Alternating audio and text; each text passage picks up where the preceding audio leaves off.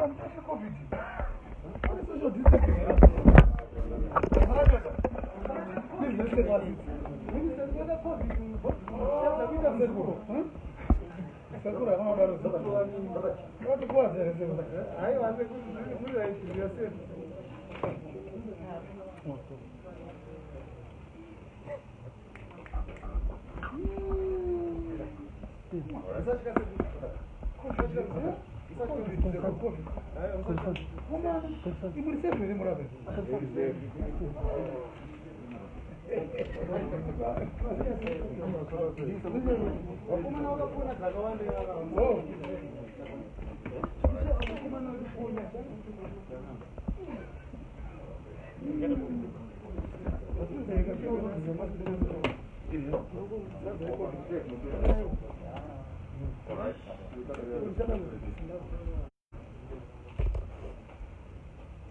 Afternoon, Honorable Minister, with members of the press here, who have come in their numbers.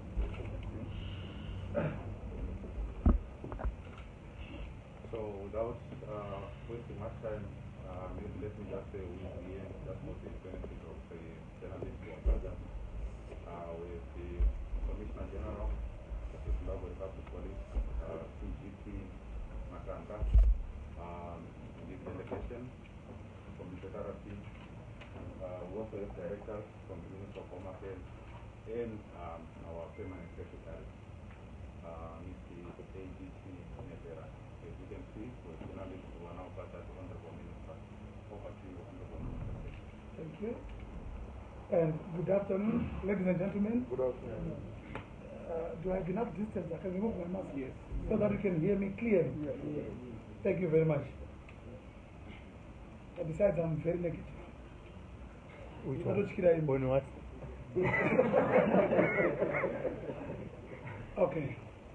The government of the Republic of Zimbabwe would like to update citizens on the general security situation in the country, as well as some issues of concern to the law enforcement agencies. Issues which remain high on the law enforcement agenda are violent crime, corruption, abuse of social and other media, as well as the scourge of fake reportage. With regards to violent crime, the security services are going to gear up to sharpen the identification, tracing, apprehending, and presenting for prosecution of all suspects implicated in violent crime in the country. Citizens are urged to be on guard against criminals and to report suspicious behavior to police whenever and wherever it is manifest. Secondly, corruption remains a cancer that gnaws slowly against our thrust as a nation towards the Vision 2030 trajectory set out by His Excellency President Emmerson Dambudzo Mnangagwa. The law enforcement agencies are rebounding their efforts to tackle the scourge, working in concert with the Zimbabwe Anti-Corruption Commission and the Special Anti-Corruption Unit in the Office of the President and Cabinet. Citizens must play an active role in reporting any acts of corruption they witness and should help law enforcement agencies to identify and locate the suspects. On a related matter, we are seized with the securing of the return of fugitives from justice that are scattered in various parts of the globe. Zimbabwe is renowned for its fair justice system, which will afford all such fugitives the opportunity to return home and clear their names. As law enforcement agencies, our role is to bring suspects to justice. Then the normal procedures take effect. We urge the suspects to do themselves a favor by voluntarily returning to clear their names if they are innocent. Thirdly, the abuse of social media and the scourge of fake reportage, which are often motivated by subversive intentions, will remain closely monitored to protect peace and stability in the country. Let's be reminded that the peace we are enjoying today did not come by accident, as there are some among us, some Trojan horses, working day and night to try to cause chaos in our nation. They are trying to subvert our economic revival efforts. They are trying to prevent our diplomatic engagement and re-engagement efforts. However, they will not succeed in this anti-people agenda of theirs. Some have even gone overdrive in trying to tarnish the image of our country, which is their own country as well, by the way. We have witnessed a number of fake and well-rehearsed abductions. We have also seen a number of people deliberately breaking the law so that they can be arrested and make the headlines, possibly for some reward from someone. We want to assure the nation that law enforcement agents are alert and the peace prevailing in the country will be guarded appropriately and jealously. The peace and stability in Zimbabwe is what guarantees and secures the path to the attainment of Vision 2030, which we must all rally behind. We are securing the peace for the sake of our economy. The more we maintain law and order, peace and stability, the more assured we are to become an upper middle income economy by 2030. This is what we should all welcome and encourage. I call upon all peace-loving citizens to play part in this journey and help fight violent crime, corruption, and subversion spearheaded by malcontents whose only mission is to try to grab power unconstitutionally and violently for their own personal greed purposes and against the dictates of our democracy and constitutionalism. I thank you. Thank you. You're welcome. At this time, maybe let me pose journalists the time to ask questions. You may need to introduce yourself first, your name, the media house you are representing, and the question.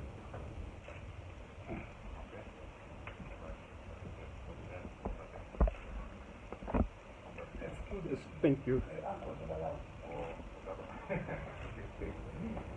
Thank you. Costa Nkomo from newszimbabwe.com. Minister, you spoke at length about the law enforcement agencies try to make sure that there is peace in the country. Early this week, we saw what happened at the Harare Showgrounds, where the police officers are alleged to have thrown a tear gas inside an occupied bus. Can we have a comment from your office on that? And if possibly, can we have the names of the police officers implicated in that incident? Thank you. Robert from Slimy. You mentioned some of the fugitives that are scattered in foreign countries. If we can have some of the names of the people that are outside.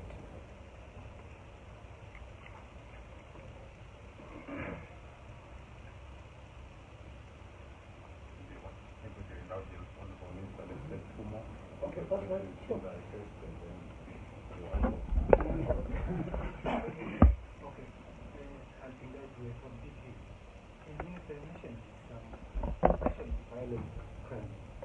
Can you give us examples of violence?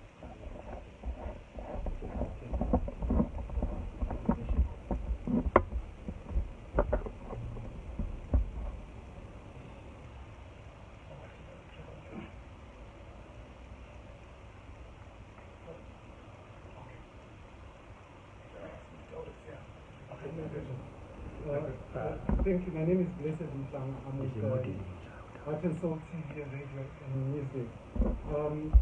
Just before my question, I just want to take note of the video and the work that the police did in Beirut, where they apprehended someone who had held people hostage, and how the public reacted to that news, and especially uploading the police for the good work that they've done in that particular area.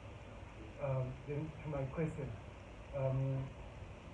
there was a resurfacing of machete gang and people who actually assaulted police to the extent that they ran away. And these people were housed at ZANU-PF headquarters in Kwekwe. Can we have an update on what the police has done? We have seen that their good work reported in Beijing. We also have a report on what they have done to those from ZANU-PF who actually attacked the police. Okay. Can I attempt to answer? First one from Costa. Costa, you wanted a comment with regards to the incident that took place at the Harare Showground. Okay, that incident was, we also looked at the video. let me mention that police have got, you know, the way that they do their work. Investigations are ongoing to understand what exactly transpired, but no one is above the law. If there was excessive force that was applied where it was not supposed to be applied, the police will do their work. No one is above the law. And I can tell you now that those police officers have been arrested to explain that conduct. Investigations are ongoing. And like I said, no one is above the law. But again, we need to understand the circumstances, what actually transpired. So those investigations are ongoing. As for the names, I think that's a true operational and technical question. I wouldn't know what their names are, but probably the Commissioner General is here. He will be able to shed light on that one. And then the names of the fugitives, again, that's, I'm sure we know the people who are out there. A fugitive is anybody who has a case to answer here.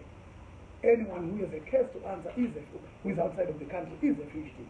We know the lives of Sebiana Sukwere, we know the lives of Walter Mzembi and the rest of them. They've got cases that they have to come in and answer. So the police are keen to interview them. And there are so many others who are out there. They should come back, they are free to come back and clear their names if they are innocent. Then the other question, examples of violent crimes, again, those are details, but we've seen a number of crimes that involves guns, shooting of people. That is, we've seen an upsurge, but however, I can assure you that the police will deal with those offenders appropriately. And as alluded to by Blessed, you have seen what happened in Bedbridge. There are so many cases where these fugitives, and I'm glad that the police are doing a very good job. We've had people who have been on the run for a long time, people who are known serious criminals, and those are being brought to book every single day. And I'm glad the police are doing their work. And in fact, I want to warn those who may be contemplating, thinking of committing such crimes, that the long arm of the law will catch up with them. We've got one of the best police in Africa, to say the very least, to be very honest. And the police will do their job and will definitely catch them. The net is closing in. And then there is another question from Blessed. Thank you, Blessed, for the compliment for the work that the police are doing. And you wanted a comment with regards to the market, all the people who are emerging again. Again, like I mentioned, the police will do their utmost to investigate these cases. The people will be arrested. A crime is a crime. Why? I'm not so sure why you are quick to say they are ZANU-PF people. We are not talking of politics here. We are talking of crime. Anyone who commits a crime will be investigated, will be arrested accordingly. It has got nothing to do with whether the person belongs to what political party. And again, we are not, this I'm hearing for the first time, that they were housed at a ZANU-PF office, but that doesn't make them ZANU-PF people. But even if they are ZANU-PF people, we are simply saying whoever commits crime, the crimes, the cases will be investigated. So this case is under investigation. I think that was the last question. Second round of questions to Honorable Minister for indulgence. Thank you. My name is Dyson Murira with 263 Trust. I wanted to follow up on this question of fugitives. What action so far has the government taken of late to bring the fugitives to maybe to account or to expertise?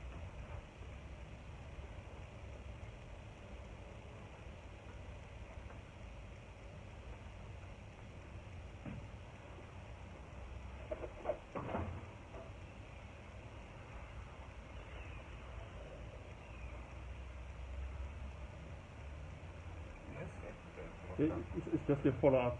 I wanted to find out how many police officers have been arrested regarding that incident of tear gas inside the bus, and where are they, and what have they been charged of or with, I don't know.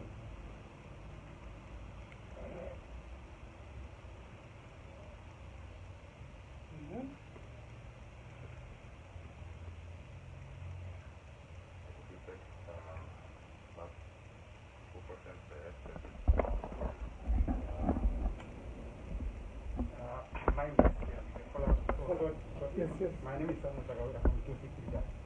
Mine is related to Costa's question. I just want to understand the process that are involved with investigations of challenged police officers would look to that in a time. Are their processes investigation similar to ours, or they are internal process I'm asking because we haven't seen them at court, so maybe there's an issue of internal processes.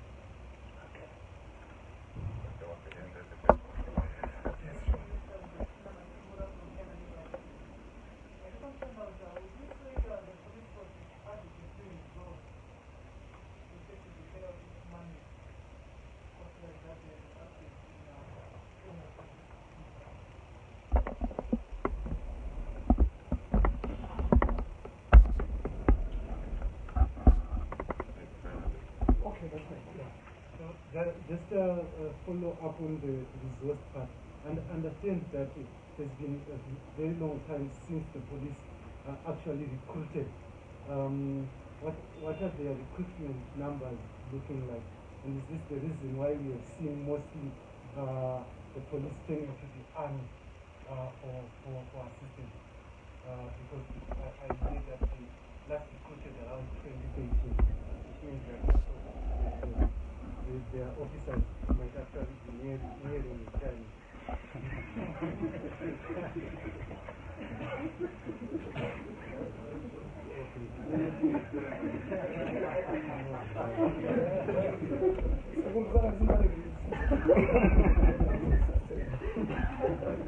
Okay.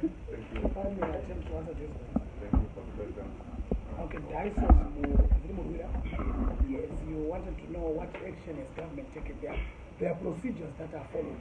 I can assure you that that process has been initiated, and we have engaged the countries involved where the fugitives are, and in accordance with the procedures, we accept some action to be taken in that regard. And then Costa, the follow-up question, how many officers have been arrested and where are they and what is their charge? That's very interesting. You want to know their charge, but at the same time you want to complain that that behavior is uncalled for. No, I never said that. You did? Maybe someone else. No, that's fine, Costa. That one is a bit operational. Maybe I will request the Commissioner General to respond to that one. Sure, Honorable. He wants to know how many have been arrested and where they are charged. Thank you, Honorable Minister.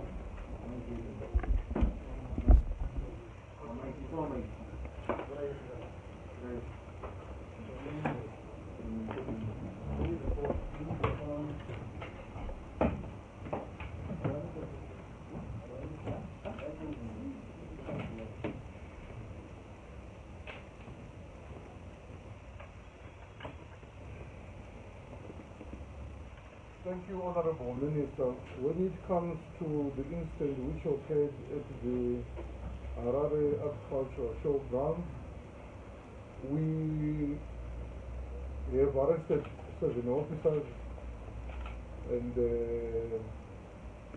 when we arrest, like I also referred to an application coming from my brother here, we are going to charge them under the Police Act. And what then happens, the officers who are carrying out investigations, those are the ones who are going to pick the appropriate charge from the Police Act and definitely charge them. But as far as I'm concerned right now, I can generally say they performed their duty improperly. So don't worry, everything is being handled properly. In as far as their names are concerned, if you give me a little bit of time, I can give you the names through my spokesperson, Assistant Commissioner Nyabi. Just a follow-up. Are they in the police custody right now? Is this it? Depending on the judgment of the investigating officer. Right now, I think it would be proper for me to give position on that. And then the next question. Yes? Oh, okay.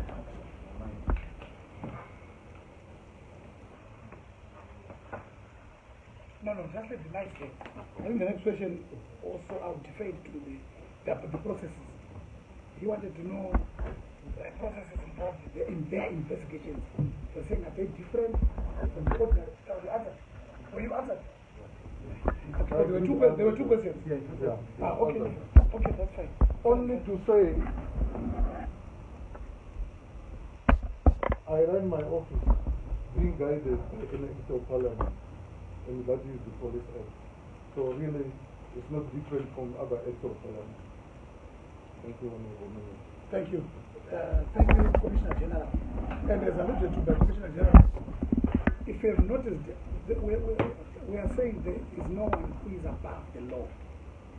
Everybody. There's no one who is above the law. So, as I mentioned and confirmed by the Commissioner General, even if a police officer commits a crime, it must be reported. It will be investigated through the normal procedures, the normal investigating procedures that are followed within the Act. Now, the next question was about whether police are adequately resourced. That was from Mr. Madungo. Okay, my apologies. Yes, we can safely say we are not resourced to the extent that we would want. But I'm sure everybody, I don't think there's any person or any company or any institution that is well resourced to the extent that they would want. But however, I'm glad that with the little resources, or with even given the challenges that the police have, they are doing their job. But I'm also glad that government, through His Excellency the President, has taken note of the issues or the challenges that the police could be facing, and the Minister of Finance is seized with the matter, and they are working day and night to try and ensure that police are resourced. As I'm speaking, I know there are vehicles being procured and a number of issues being items or gadgets that are required by police that are being procured. So we are glad that the government is looking at the issues that could be of concern with regards to the police. But having said that, the police are still doing their work as expected, as confirmed by my uncle there, blessed, that you are seeing results on the ground. So I want to sincerely thank the police for that, for the good work that they are doing. But are we adequately resourced? Not to the extent that we would want, but government is looking into that, and we are glad that the ministry is seized with the matter. Police recruitment, again, that one is a bit too technical. I would refer to the Commissioner General. He wanted to know, that's blessed again. He wanted to know, I can answer the other part. Police recruitment, when was it last done? And is this the reason why we are having to ask the police to come and assist? I think Blessed enjoys this question. He has asked it so many times, but I'll still attempt to respond to it. If you read the Constitution, depending on the situation on the ground, the army, all the security forces can be called upon to assist. And in this particular time that we find ourselves in, we have the pandemic COVID, which was not planned before. We are in a situation, in a health public order situation, emergency if you like, where any security institution can be called upon to assist. It's there in the Constitution. So it's not about shortages per se, but we had a situation where we had to have roadblocks all over so that we could contain the pandemic. And we are glad that as a country, as Zimbabwe, we have managed to contain this pandemic.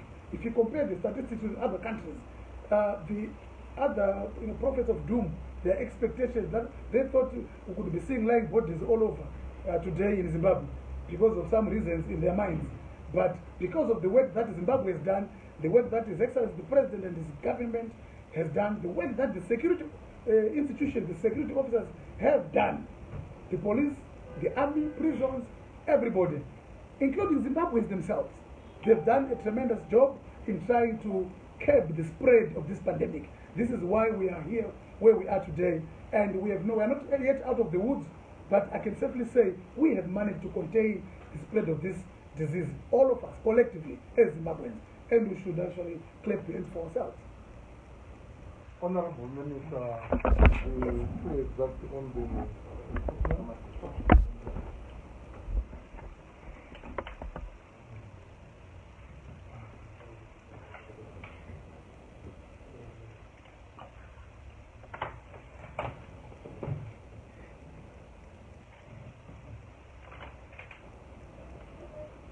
Honorable Minister, there is a question trying to find out when we last recruited.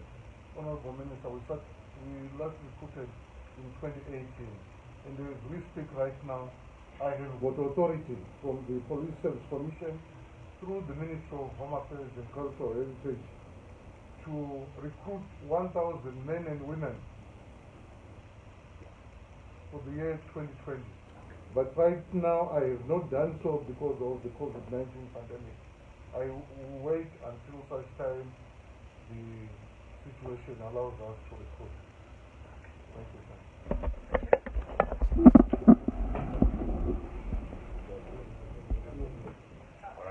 There's one burning one here.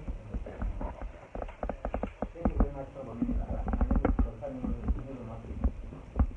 Before Minister, on the 1st of October, I was in Bedford. I had the privilege to walk around and walk across the Buko River, where our police officers are manning the border of the corridor. And what I saw there is quite like a strike, where police officers are brazenly pocketing money from people who want to cross the distance. When we have it in place, we don't have ourselves the journalists. They request a good steamer. The consumer don't want to cross. And they could call the people, hey, come here, come and pass through here. In the section of business. I just told my employer. After now, outskirts of Zimbabwe, we have seen an increase in gun-related crime. Africa is known to be a refugee crime. How safe are we as a country, given the present corruption taking place in such a way? I can tell you it's like a problem, like a time in Havana, Okay, I can attempt to answer that one straight away. First and foremost, the issue of the Bedford border. We are aware of it and we are seized with the matter. I can assure you it's not going to be business as usual. Just watch the space. We've had those concerns, but what we also appeal to the public, whenever you come across such things, report those incidents. Especially in your case as a journalist, I'm glad to think you probably have recorded something. You may have recorded something before they stopped you. Please assist us with that information. Provide us with that information, with the evidence. And the police would, like I mentioned earlier on, even the CGP confirmed, there is no one who is above the law. All we are saying is citizens of Zimbabwe have a collective responsibility to ensure that our borders are manned and corruption, and we rid of corruption in all our police officers. So I believe that corruption takes two, a minimum of two. There's no one who can engage in a corrupt activity by himself or by herself. So all we are saying is we are appealing to the public, to the nation, to the citizens of Zimbabwe, that this problem is our problem as a nation. Let's deal with it. So whenever you witness any corrupt activity, please report to the police, take pictures. This day and age there's for technology. It's very easy, take a picture. But I can assure you that it's not going to be business as usual. Watch the space with regards to the borders. Even the issue of you're talking about armed robberies. Again, I gave a warning that there's no one who's above the law. We've seen people being arrested, as alluded to this. The typical example is the Bedbridge one. There's another incident that took place, I think, in Chifu. You can be rest assured that the police will deal with any of such offenses. And again, like I mentioned, it is not going to be business as usual. You just watch the space. This is a peaceful country. We've enjoyed this peace for the past 40 years. And even us as citizens of Zimbabwe, let's not allow these criminals in our homes. Let's not live with them. Because some of them, we know them. And we see some of them committing crime, and we keep quiet. So let's police each other. Because this peace is our peace as Zimbabweans. So far it has been good for the past 40 years. And I can tell you, this peace and tranquility will be preserved by the law enforcement agents. Okay, sir. All right, thank you.